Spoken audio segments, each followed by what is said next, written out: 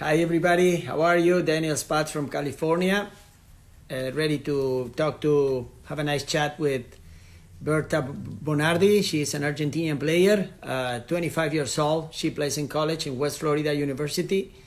So I'm so excited to have Berta again. We had a in Spanish interview. Hi everybody, welcome. Today is going to be in English. Ryan, it's great to have you here, Ryan. Arturo, how are you doing? Welcome from Chile. I hope things are getting better. I don't know, but it's difficult. All over the world, it's difficult.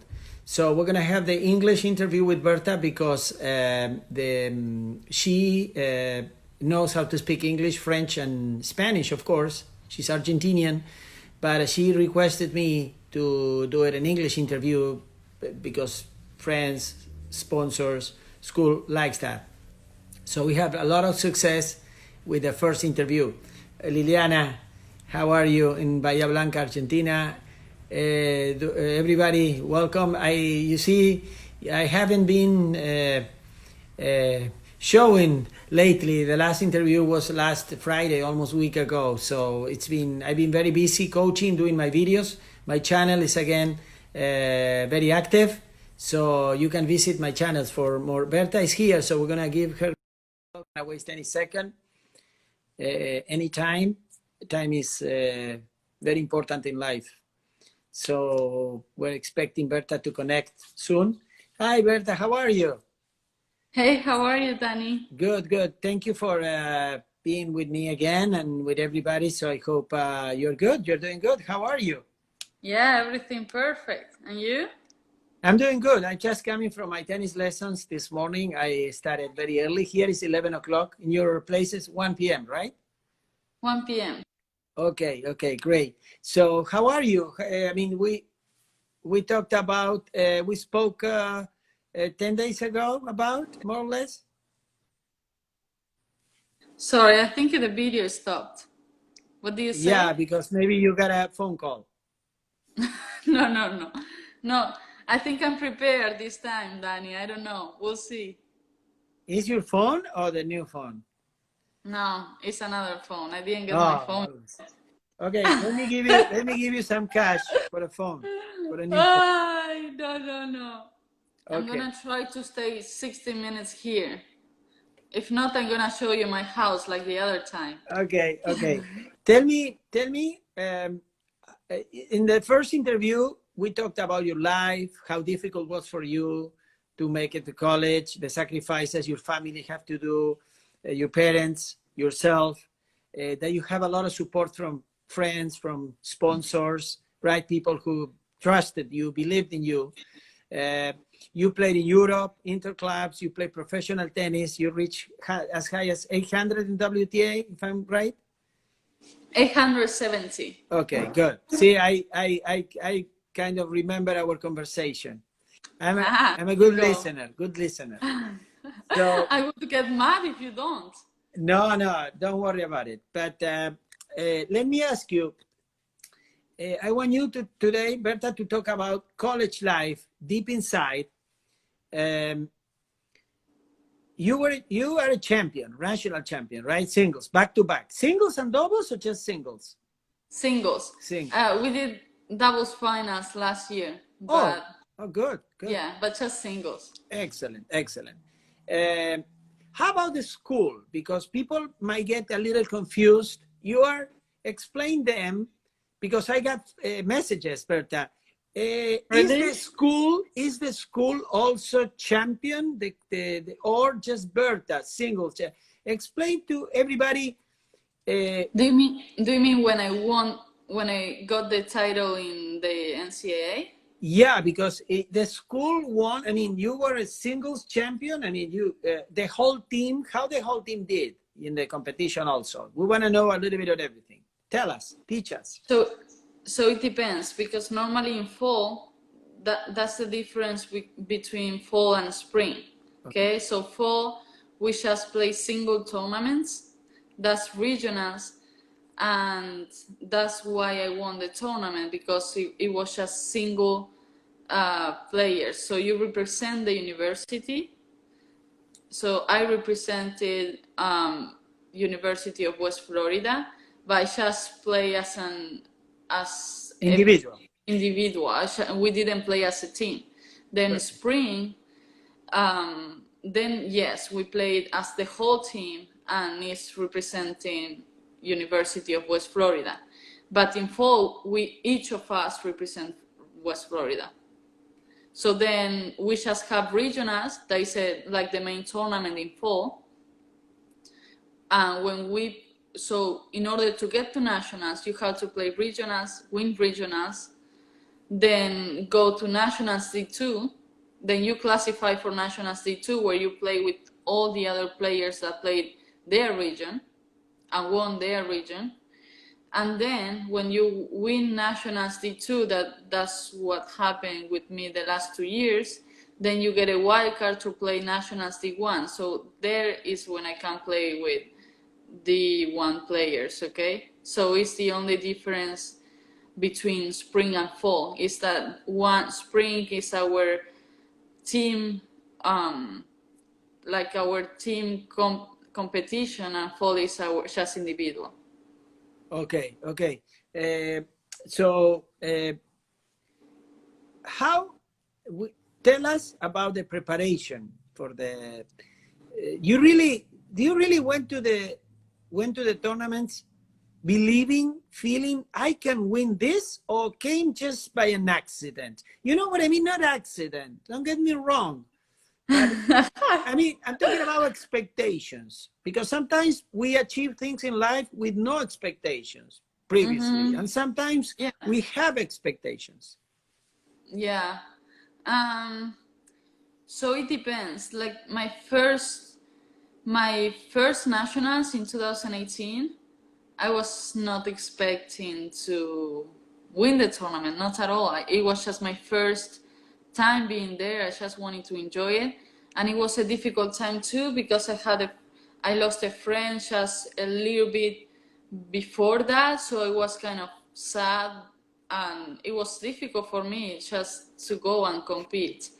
And then so I just wanted to play the tournament to feel better and just to enjoy whatever I was doing, but I just wanted to maybe win a match or two, but I didn't want to just win the tournament. It was too much for me. Then the tournament kept going, and I just started to think, okay, match by match. And in semifinals, I think semifinals was the toughest one, because I played with the one at that time, the player number one in the nation at that time, and I won 6-4 in the third after 4 hours. 4 hours? Yes. Adam sent a request there. He just wrote, and he's gonna explain that much better than me, because but is he Adam with you there in the same place? Now? Yes. No, He can't. I would have to have you leave, and then I have to join him. Ah, okay. I thought he could join in the same. No. Okay, Adam, sorry. No, maybe he can join us later for a few minutes when I tell you goodbye. Ah, there you go. Okay. And I can make him. We will see. We will see how the conversation goes. Otherwise, I can have another time with Adam. Of course, it's not a problem. There you go. Don't worry. But well, so coming back to the point. Yeah. So, I love your determination. Shut up. Let me come back to the point. You said that, right? Shut up, Adam. To me. No, you're saying to me that. Ah, okay. No. Come on, be nice. Adam, put your nose. Adam, don't get mad. And I'm playing a tournament. In 2 weeks, and I'm just gonna be in his house, so I have to be nice with him now. Okay. Explain to us, to the players, the people watching, listening, and the future viewers. As you know, we're going to have this interview in my YouTube channel.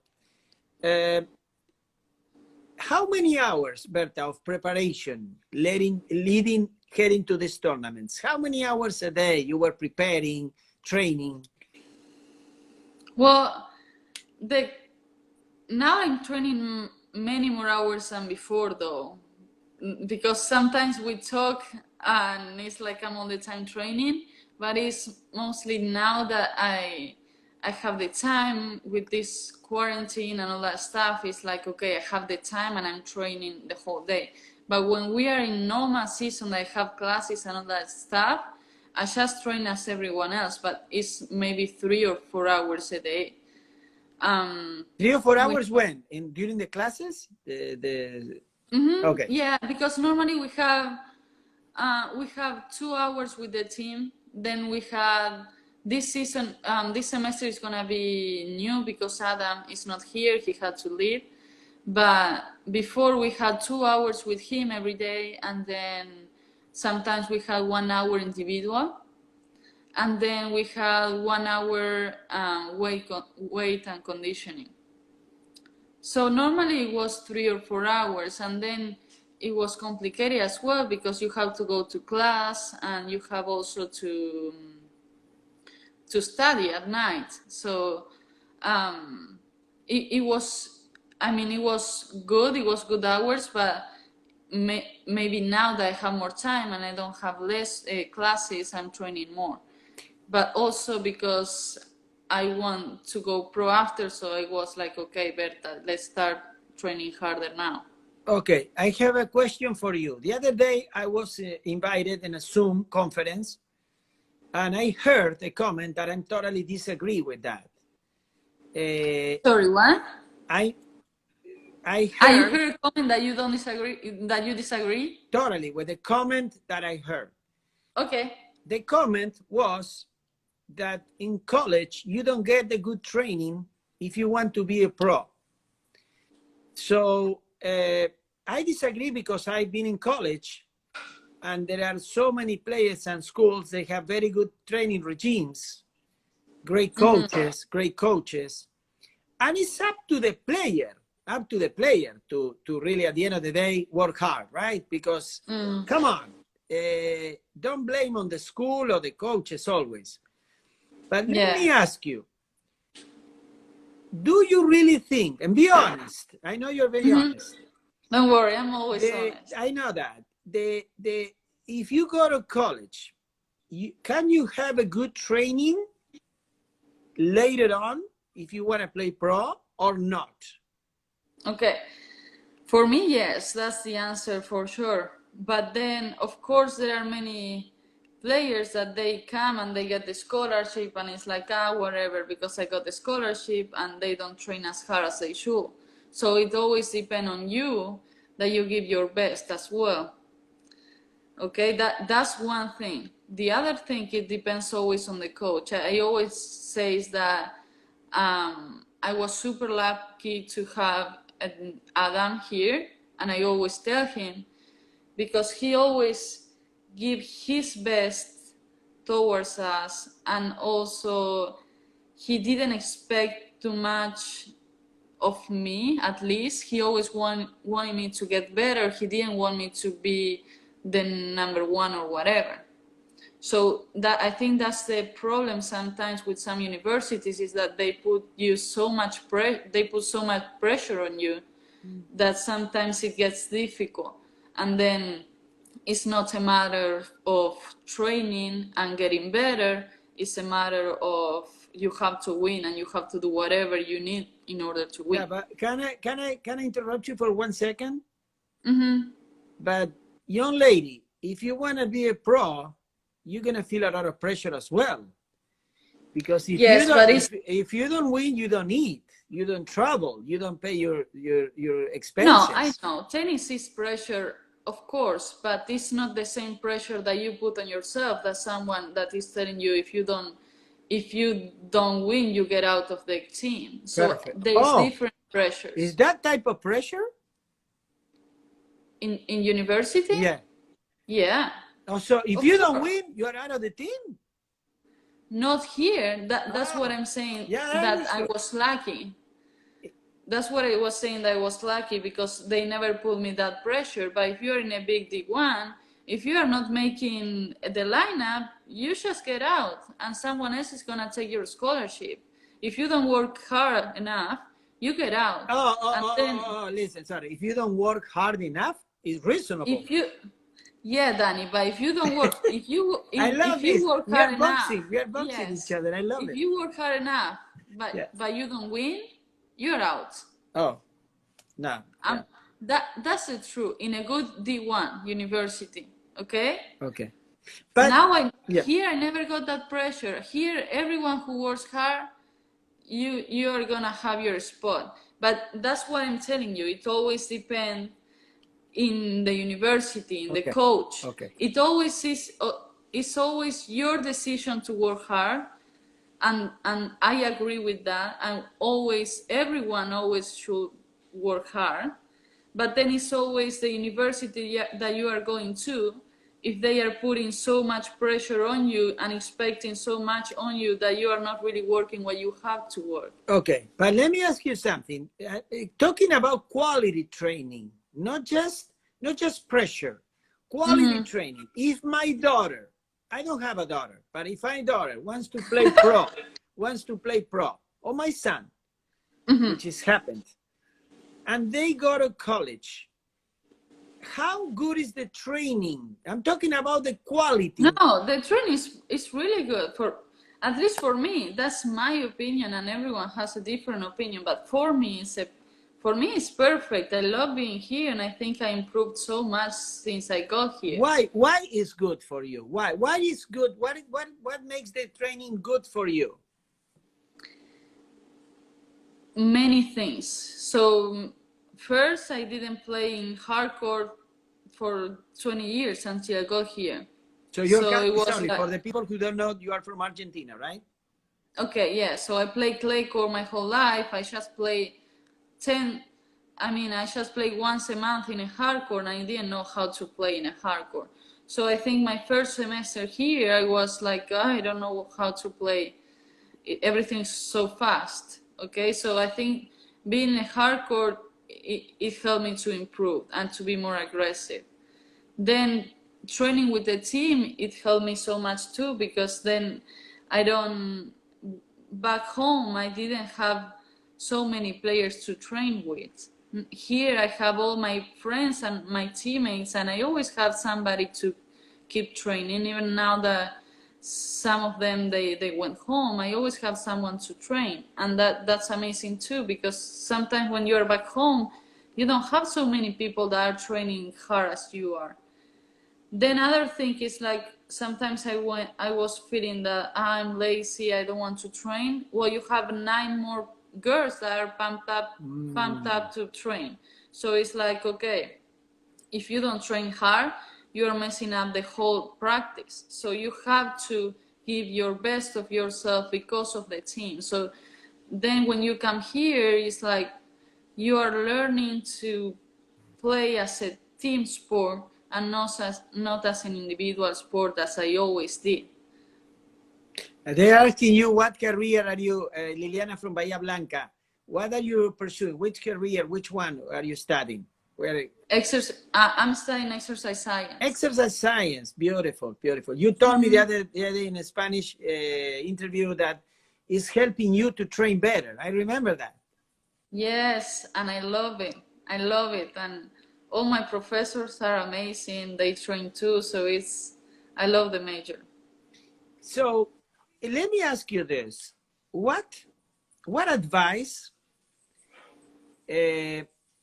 which ranking or level a girl should have to say, I'm going to ask you the opposite, like everybody does. What ranking, ITF or level any girl should possess in order to say, I don't want to go to college, I want to play pro first? According to your experience, of course.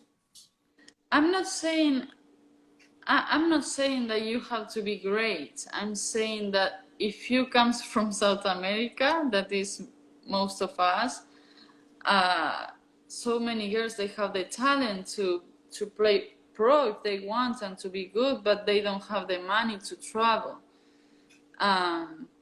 So I'm not saying that they cannot play pro. I'm just saying that going to college first is a good opportunity to play pro after, and you get something out of it. Okay, so playing pro is something I did before coming here, and it was amazing. But then, if you don't make it to the top 100 or top 200, is you cannot live with it. And then when you no cash. yes, and then when you finish your career, you didn't study or anything. That's why I think it's better to go to college. But just because you can study and you can train and compete in a really good level, then if you have the money to play and to be in the top 200, I will do it. Yeah, of course I will do it. And of course you have to be good. And it's not that I don't think too much of being good. I think like if you want to train 7 hours a day, you are gonna do it. Okay. And of course you have to have skills, but first of all is you want to do it and you want to work hard for it.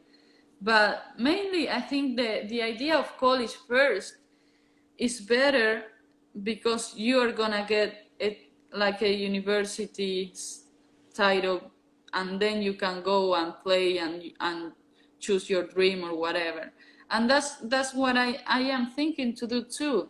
Of course I always wanted to go pro, but then it's like I don't know if I can make it. I don't know if I have the money to make it. So it's better that I can study something, and after I study I go and I play pro. Okay, what do you think about girls in Argentina? It's very, unfortunately, to me, it's a bad decision they make. Sorry, someone says you can always fall back on your college education. Yes, but the problem is that the eligibility. That's the problem with the college. You have to come after you graduate from school, because if you play pro, then you cannot really get back to college and play. Division 1, you mean D1? D1 and even D2. My first year I couldn't play because I was not eligible, because I played pro before. Who is Bertu? Bertu is me. How many names you have? Come on. Well, she's a friend from the tennis team, Samantha. Say hello to Samantha. She's from Peru. So you are telling me to say hello? Yeah. Okay, hello Samantha, how are you doing? Yeah. You're bossy. I'm bossy. Yeah, I can see. Thanks. Thank you. I will do whatever you do. Okay. Okay. Listen. It's okay. I love it. But I'm totally disagree with, in Argentina, it's very common, but not very common, but players who come to college. So bossy. She said, yeah, Adam, I'm sorry for you, Adam. Poor Adam. Okay. Listen, seriously, for one time in your life, be serious. Okay. Listen, I heard players from Argentina came to the States to play college tennis, and after 1 or 2 years, they quit, they stopped, and they went back to Argentina or whatever, and they start playing pro because they say, I didn't like it. Mm-hmm. It's not for me. And I understand, it's okay. You have to respect that. But honestly, I don't get it. Why they don't finish their careers and then but anyways, it's okay. Everybody has their own. What do you think about that, honestly? It's difficult, Danny. Sometimes my first semester when I got here, I missed so much home and it was so difficult. So that's what I told you last time. It's like if you can do the first semester, then you can do everything. But I had so many friends that they just came the first year and then they were missing home and they felt that it was too difficult and the culture is different. So they went back home. I think that's the main point of it. It's like, yeah, but sorry, but I don't mean to interrupt you, but how hard is the professional life? It's also difficult. You have to travel, you have to spend money, you have to stay away from your house. I don't really get it. But anyways, yes, go ahead. Yeah, but there is a difference between going professional and you leave your country. Like so many friends from Argentina, the number one, she lives in Spain, and I get that because it's difficult.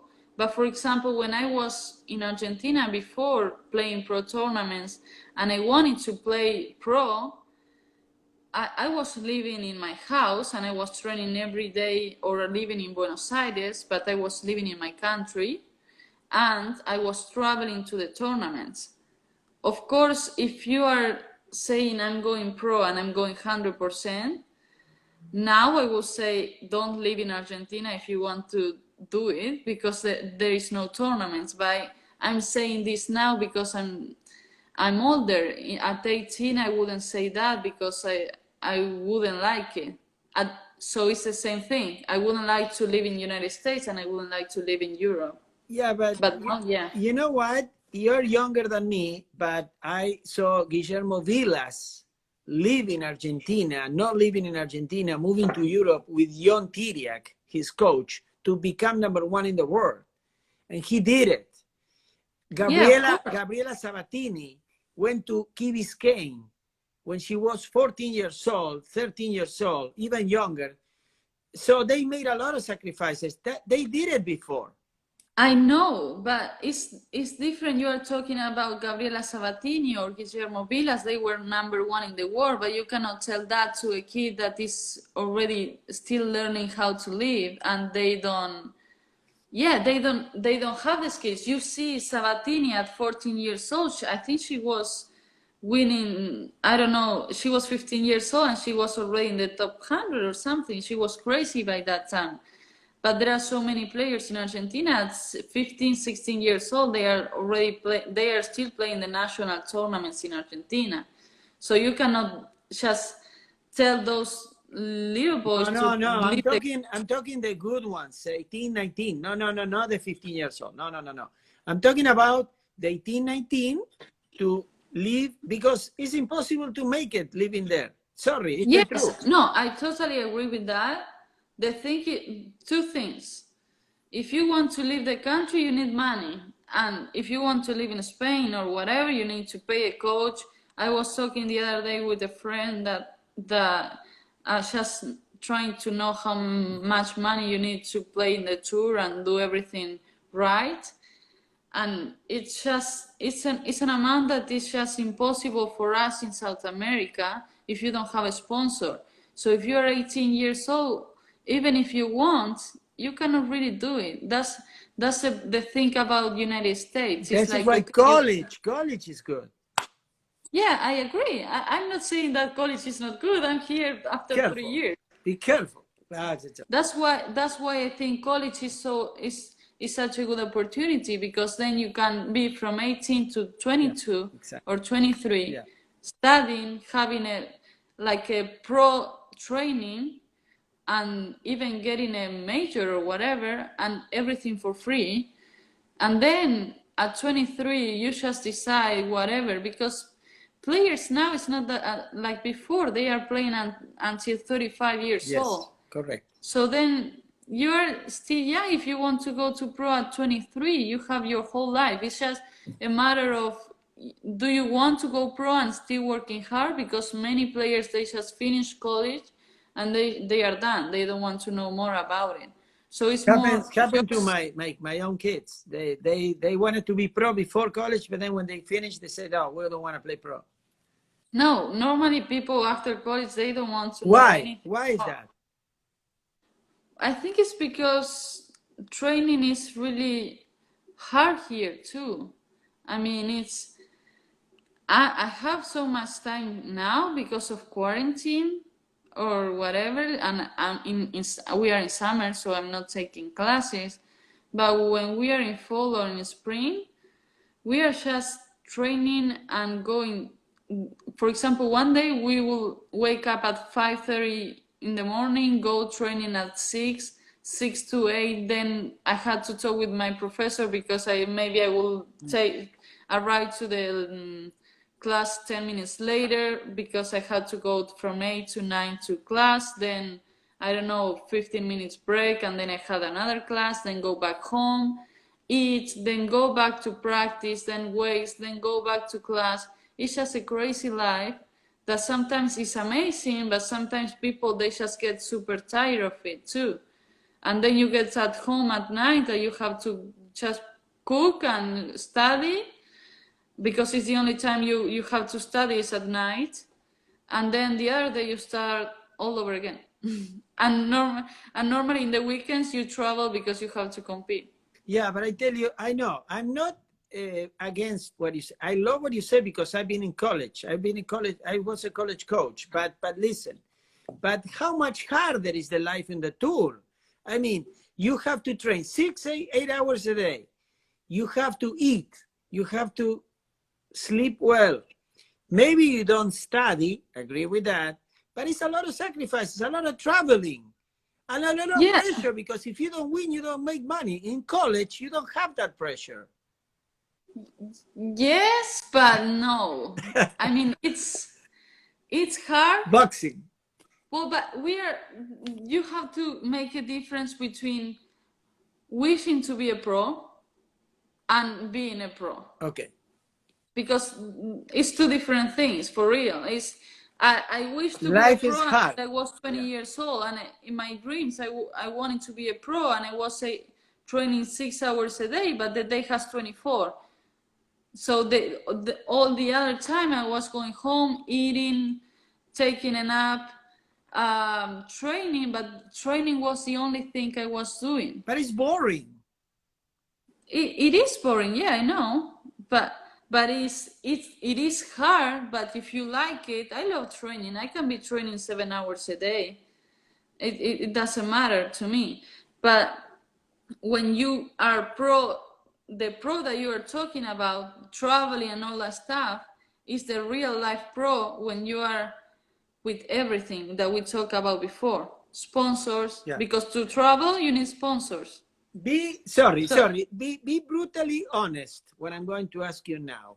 We are fighting since we started this talk, so I'm gonna. But you don't hit me back. I'm hitting you. You don't hit me back. Hit me back. There you go. Look. Okay.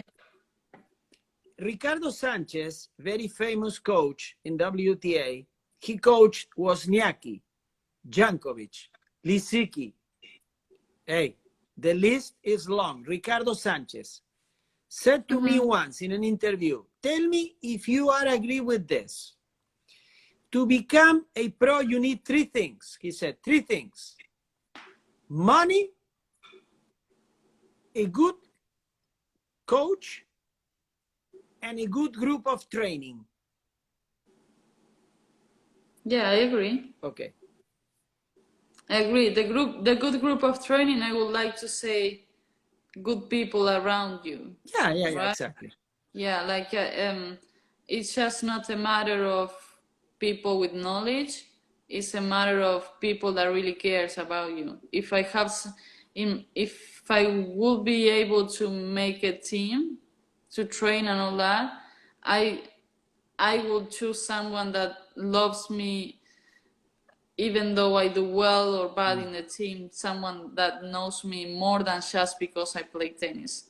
That I think that's super important too. Not just someone because, okay, I play tennis and I can just train you, and if you do well, that's amazing, and if you do bad, bye-bye. Yeah. That's very important for me. And so many players, they have family members or whatever in their team. It's so nice that you have someone that really knows you and gives everything for you, even though you do well or not. But he mentioned the good quality training partners, hitting partners. This is what he meant to have, because you be only with your coach is not good enough. You have to hit with other people, right? No, normally players, they have sparring. Do you have sparrings? Here at UWF? No, I mean, yeah, you say you're training hard. How do you train? Private lessons only with your coach, with Adam? No, Adam is not here. When I train, I'm training just by myself. But where are you now? In Argentina? No. But we did this talk last week. Do you think I'm going to go to Argentina in a week? I don't know. Just in a week? Maybe you have... I'm here in Pensacola, the same apartment. If you want, I can show you the apartment again. Maybe you have a private airplane. I don't know. No. I just train with the girls from the tennis team. Okay. And then I have a friend that is training tennis too, and I'm going. I train with her. We do conditioning and all that together.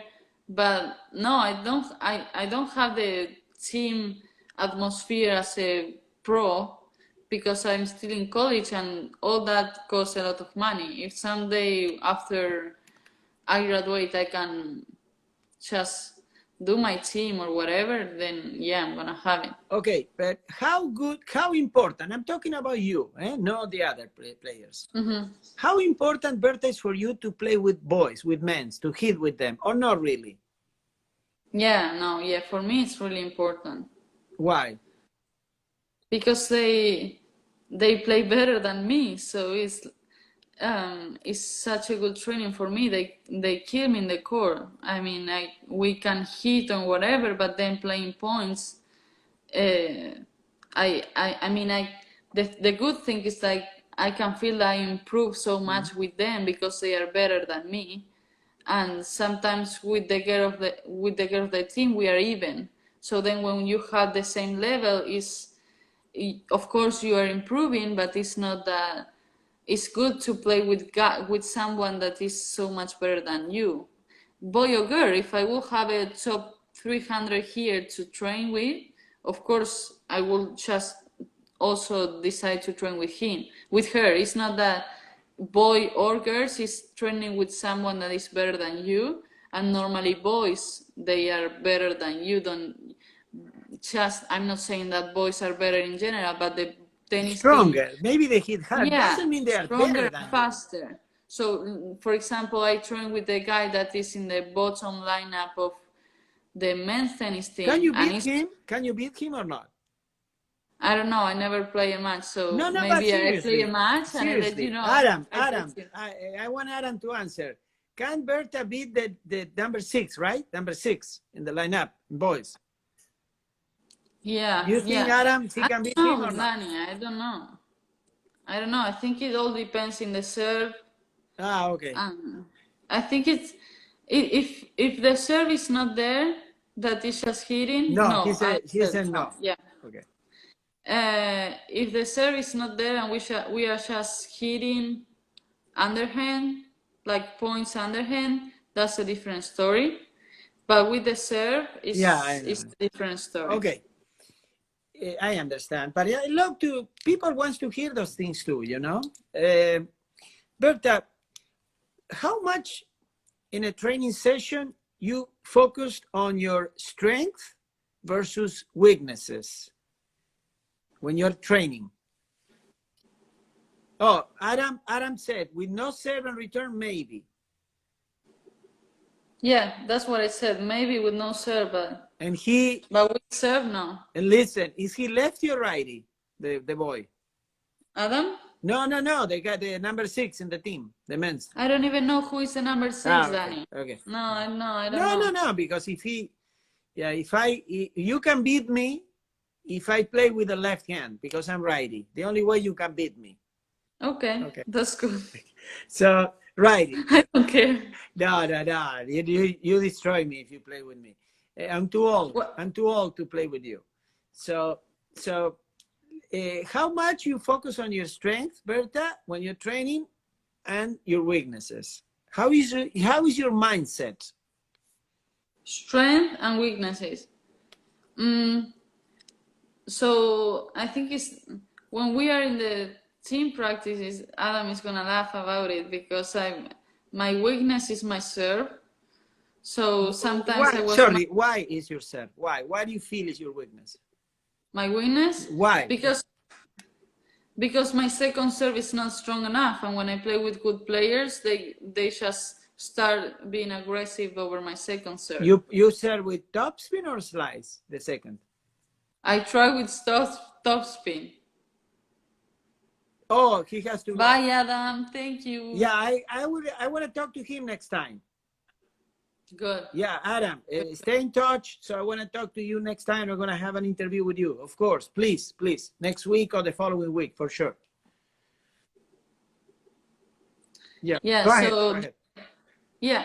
So the serve, I have to improve myself. But then what we were talking before is like you have a schedule with the university, and normally you have 10 players, and you have to keep with the same that the coach wants you to train. So it's not just like I want to train this, it's like what the whole team needs to train.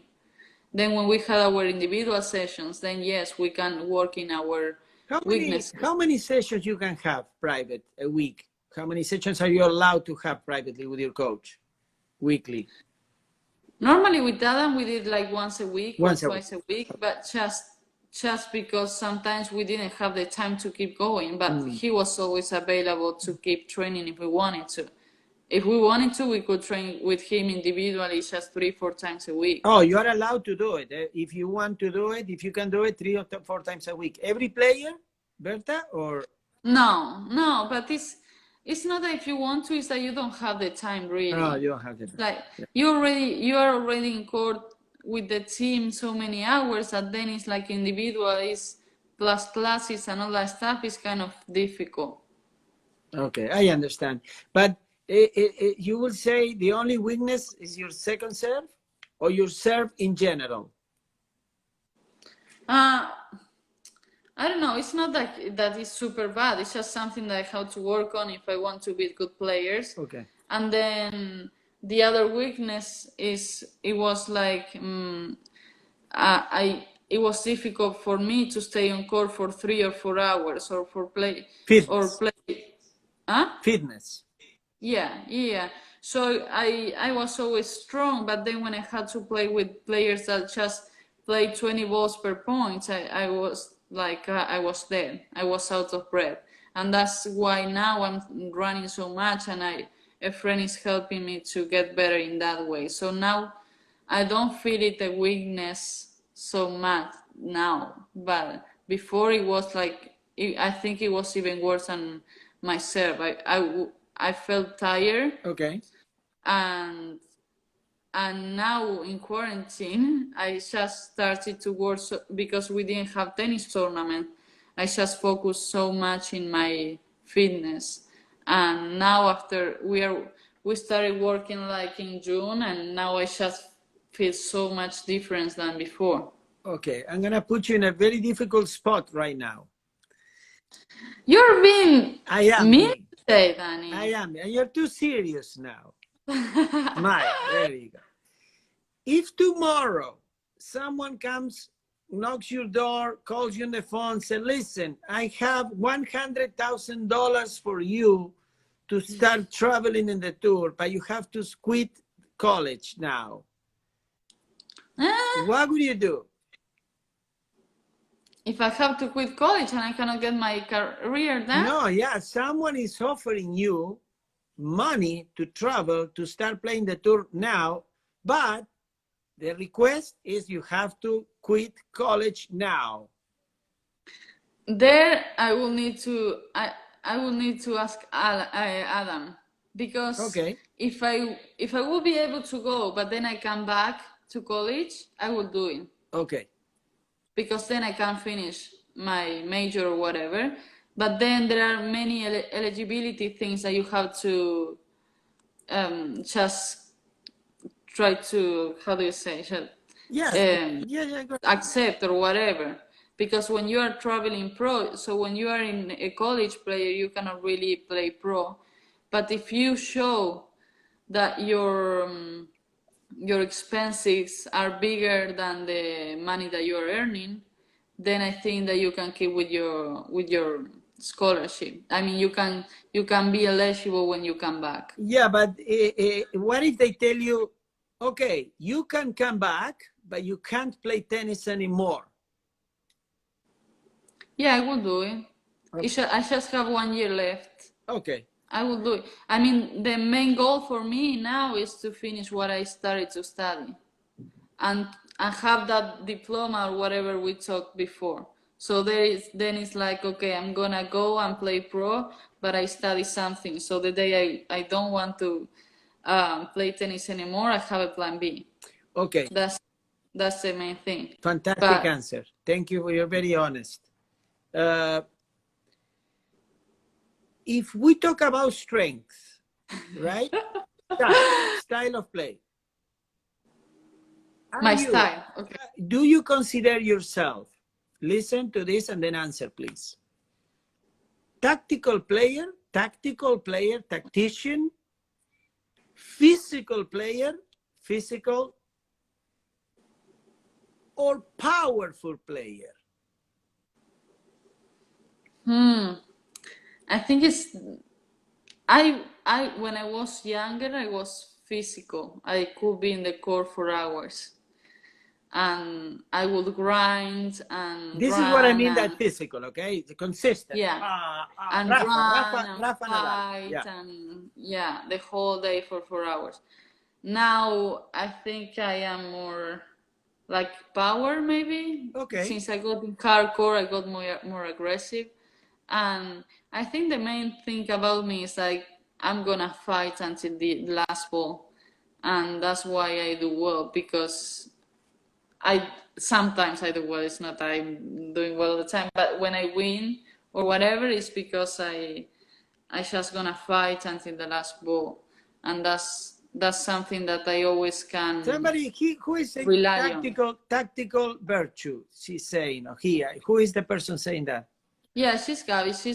She's one of the tennis players. Yeah, but she said tactical. That you're tactical. She said. Yes, yeah, I'm tactical too, but of course every player is the three of them, because you need the three of. Yes, at least a little bit. At least a little bit. You cannot play tennis without fitness. You cannot play tennis if you don't have a winner. I love this. And you cannot play tennis if you don't have an idea of what you are gonna do in the points. Let me tell you something. Junior players don't think like that. You are older, more mature, you know, you are wiser, you are more intelligent. I agree with you, sweetheart. However, okay, you are. But okay. But younger players don't understand that. But in general, if you look at Nadal, Rafa, of course he's intelligent, but he's more physical. Yeah, well, that's no, we make jokes. You are boxing again. Yeah. But last time you did this, you went up. See? Are you? Oh, now, there you go. Now you hit me. So, but to make it fun. If not, it's too boring. The other day I showed you the house. Now we are boxing. Of course, I hate that. Physical is Nadal. Tactical, Roger. Listen, powerful is Del Potro or whatever. Del Potro. This is what I mean. But they all have the three things. That's what I mean. They are good in one, but they all have all three. Okay. I mean, Federer is tactical, but his fitness is amazing. Yeah, but he doesn't rely in fitness. He's not physical the way he competes. This is what I mean. I'm not saying they don't have fitness. Of course they have. Mm-hmm. It's the style of play. This is what I mean. Okay. I don't know. I would say, because I'm not there. I'm walking. I'm going to the airport. Yeah. Then I would change, because it's okay. Read this, please. Okay, I read it in quarantine. Okay, yeah. Go. Then I would change, because it's like I like to be aggressive, but there are so many players that, of course, are more aggressive than me. But I would say tactical, because I always try to construct the point. I always like the way that Justine and Anne played. Can I tell you something? You are all court player. Welcome. You are all court. Thank you. You are all court. Thank you, sweetheart. The combination of all styles make the so-called all court player. Very few. But you didn't give me that option. Oh, because I'm getting mad at you. You didn't give me that understand, option. But where are you? I'm gonna take the flight down. I'm leaving now, so you don't see me anymore. So listen, so what do you think about? Abrazo, Marce, qué lindo verte. Hey, English. Sorry, but it's a friend from Argentina. I don't care. Oh, English. Okay, there we go. No. I care about your friends, but today is in English. I know. Hi, Marcelo. Marcelo. Marcelo. Hi, Marcelo. Hola. Okay. What do you think about stats? Stats, they said serve +2, +3, +1 million. You know, I totally crazy about that because you are not machines. You are not serve +1. How do you train? How do you feel about that as a player? I think all your questions have different answers because it always depends on the player. Okay. So I can give you my point of view, and my point of view is I don't like stats because, of course, if I put in my mind, okay, I have to do something like, okay, the first one is gonna go cross and then the other one down the line, I just cannot do it because I don't know. It's You are just for me. overthinking too much. Yeah, I'm overthinking. But then, for example, I was talking with Adam this the other day, and he was saying that the pro players, they are, I think Djokovic or Murray, they are looking at stats all the time. And it makes sense too, because they are not thinking how to hit the ball well. They are thinking just behind that because they are so good that they are trying to just find every single point to get better, to be the good ones.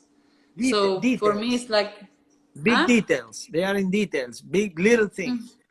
Yeah. So I think maybe for me now, I'm not thinking in stats because of course I'm not good enough to be in the top 100. But the players that are in the top 100 in the world and even more the top 20, they need stats in order to play against the good ones. I think when you get closer and you get better, everything goes so tiny that you need the stats as well. Okay, but is Adam talking about that in practices? Ser +1, ser plus, or not? Sometimes he gives like an advice or something, but it's not that he's gonna tell us this one has to be cross and this one has to be down the line. He will say if you get this ball, 70% of the time you should go cross court. I love that. I love that philosophy because that's the way I teach too. I mean, to me, tennis is an open game. You're not machines. There are so many announcers, so many things, so many events. Well, but that's the thing too. If you're like a machine, then the other one will discover whatever your game is. You have to keep changing all the time. Yeah, okay. When you play, Berta, we have 7 more minutes. Hola, mami. Is your mom? Yeah, Hola. the little ¿Cómo hand. le va? Mucho gusto. She's hitting my face. She's boxing your daughter. Yes. So let me, Berta, when you play, mostly you are trying to find the opponent's weaknesses or you are trying to impose your game, regardless who you play? Both. Okay. I never get an answer for you. I always have. I can say you have the easiest way. Both. But there is no right or wrong answer. So of course I'm looking to my opponent's weakness. If she doesn't know how to hit the backhand, I'm not gonna play to the forehand. How can she play college if she doesn't know how to hit a backhand? Come on. There are so many players that they have such a difference between one strike. Yeah. Okay. One strike and the other one. Okay. And of course I'm gonna try to do my game as well. And what is your game? What is your game? What I'm trying to do is be aggressive. For example, be aggressive in the return. If I get a short ball, go to the net. Try to construct the points. I don't like to play points of 10 balls. I try to finish the point in 6 or 7 balls if I can. But I'm not the kind of player that is, I don't know, 6.6 and can hit the ball and finish the ball in the second. Finish the point in the second ball. So you but want I don't to construct like to play 10 balls either. Okay. Yeah, constructing, but in the middle.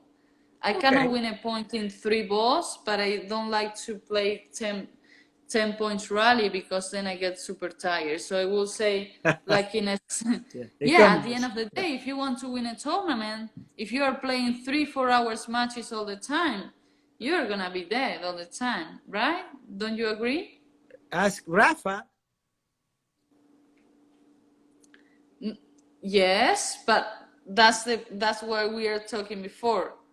Ask Roger, and he won't like to play 4 hours. You won that battle. You won it. It depends always on the player. It depends in the player what he wants or she wants, and it depends in his body structure as well. Okay. Right? 2 more questions before we leave. And thank you so much for your time. I had a great time once again. Seriously. Me too. We laugh. That's the most important. And you said you came up with beautiful answers and very honest answers. Thank you. In an order of priorities, give me your order, personal order. What is the most important thing to become a top player, college, pro, top player, ITF? Listen, technique, tactics, fitness, or the mental part? Give me the order of priorities according to Berta Bonardi. What? Okay. What do you say? Fitness, mental, technique, and tactics. And what do you... Tactics. I'm making you think. Yes. Yes, because of course you need all of 4, but I will go mental first. I will go fitness. Of course, we are talking about someone that knows how to hit a ball at least a little bit. It's not that. Yeah. Okay, mental fitness. And technique and tactic. I will say technique and then tactic. Of course, many people are gonna disagree with this, but no, I teach that. It's a tough question. How can you have tactics if you don't have technique? Right? Yeah, well, yeah, that's the point. If you want to get to the pro, there is a point that the technique is gonna. If you don't have a good technique, you are limited. So that's why. But for sure, I will say the mental part is the most important one. Perfect. If you believe that you are a winner, no one can tell you anything else that you believe it, and that's enough, right? And that's what the good players have, right? They are so strong mentally that sometimes the tennis wise they are not good enough, or that day they didn't wake up the good way. If they are strong mentally, they can still make it, and that's what. Of course, no one is waking up 100% of every day. Okay. So that's where the mental part is so important. Berta, last one, because we have 1 minute 20 seconds left. If you have to start playing pro tomorrow, honestly, do you think are you ready to go out and play technically, tactically, mentally, physically, or not? I am ready. Okay, so you're ready. Technically, you can be ready to play right now. I'm ready. Perfect. Good. Thank you so much. It was wonderful talking to you, and I wish you the very best. I wish you the very, very best, Danny. Thank you so much for the second one. I love this interview. interview The third one's gonna too. be in French. Next one in French. Yeah, so start learning. You have 1 week. I know how to speak French. You know how to speak French? More than you think. Alors, au revoir, mon ami. Je m'appelle Daniel Spat. Très bien. Okay. Très bien. Okay. Amazing. I wish you seriously the best for you, your family, your friends, your coach, your teammates. Say hi to them. And thank you, Danny. I would like to have a team interview one time, all together. Yes, we can. Why not? After the coronavirus, because I think some people cannot come back now. Okay, please. Hey. So when we are all back, we can do it. Thank you, and hi to everybody. Thank you, Paul. Thank you, Liliana. Thank you, everybody. Great coaches. Thank you, everyone, for watching. Great coaches. Paul is a great coach. Forsyth was watching you from Bradenton. Bye. I'm co-training now. I see you. Take care. Bye. Good luck. Bye-bye. Bye-bye.